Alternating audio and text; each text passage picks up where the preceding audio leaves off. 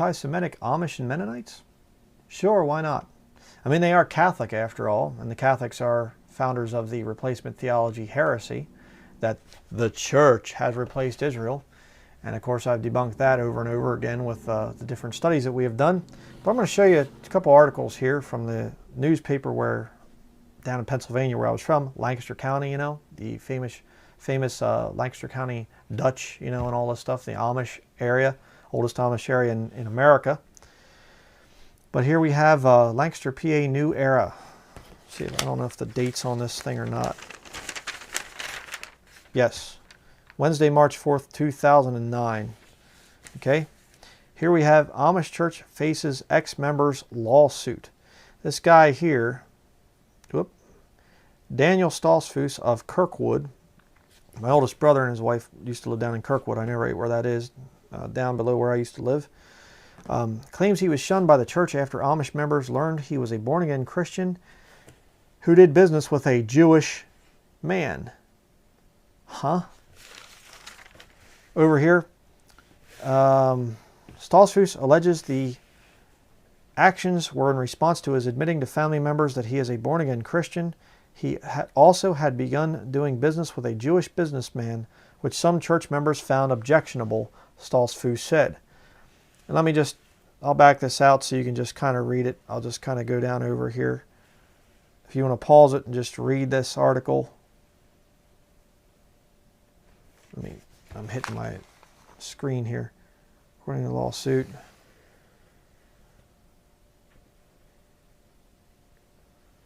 I'll let you just kind of pause this thing and read it. Of course, you can see the other side there.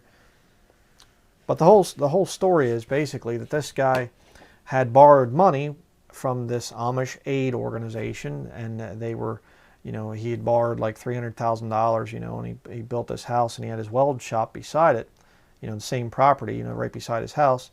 And he was there, and he got saved, and he started telling people, trying to witness to people. And you don't dare do that if you're Amish. You know, you don't want to witness for Jesus Christ. That's against the ordinance. But, you know, and so he started telling people he's born again. And then he made the horrible mistake of doing business with a Jewish man. You know, not, you know, hey, let's invite the Jew into the Amish cult, or I'm going to become Jewish, or something. Doing business with the guy. And that's enough to get the Amish to shun him and excommunicate him. And they basically said, you need to pay all your money back right now that we lent you, the Amish system. You know, those poor Amish that can lend out $300,000, you know, from their organization. They're just so poor. Poor things. You know, yeah. You need to pay it back right now. And he's like, I can't. And so they sold his property. And he has every right to sue them, by the way. He's not suing brethren. He's suing heretics, the Amish cult. But just, if that's not enough, let me show you another one here from the old Lancaster newspaper where I used to live. February 25th, 2007. Sunday News.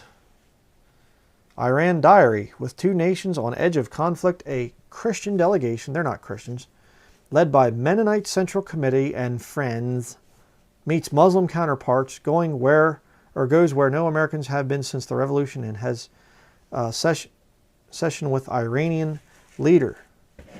Here you have these losers from the Mennonite Catholic Committee, Central Committee, excuse me. And it says here, see if I can get zoomed in here a little bit.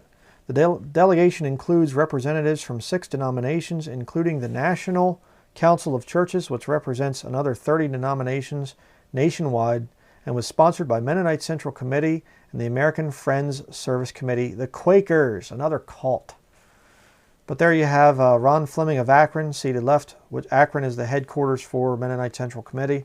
Seated left presents a handmade wall hanging to President Mahmoud Ahmadinejad, of Iran, Saturday. You know, anyways, you can read the rest of it there. But, you know, hey, little Satanist that hates the Jewish people and the nation of Israel and publicly threatens them, internationally threatens them. We've made you a quilt. Excuse me? Let me show you a little video clip here quick, and just in case you haven't heard this, Ahmadinejad, I didn't like to say the little wicked devil's name, but Watch this video here to see what he thinks about Israel. Taking aim once again at Israel in the United States, Iranian President Mahmoud Ahmadinejad repeated inflammatory comments that he made 3 years ago, saying Israel would soon disappear. Ahmadinejad first made the remarks in 2005, fueling international outrage and speculation that he was threatening the Jewish state with a nuclear weapon. But while speaking at a ceremony honoring the late founder of Iran's Islamic Republic, Ahmadinejad told an audience that, quote, this origin of corruption will soon be wiped off the earth's face. Ahmadinejad also called the U.S. a satanic power that, with God's will, would be annihilated. On Tuesday, Ahmadinejad arrived in Rome for a UN summit designed to help combat skyrocketing food prices worldwide. His attendance at the meeting was denounced by both Jewish leaders and a host of political and activist groups. John Belmont, The Associated Press. So at the end of the video, he ends up going to Rome after he makes all these inflammatory remarks about Israel. We're going to destroy, we're going to wipe it off the earth and all this other stuff. And then he goes to Rome. How about that? Well, how about that? But that's okay because he has a nice little quilt to keep him warm from the nice Mennonite ladies that live in Lancaster County. I wonder what God thinks about that. These professing Christians, these Mammonites, and they're giving things and making things for the enemies of the nation of Israel. Pretty disgusting.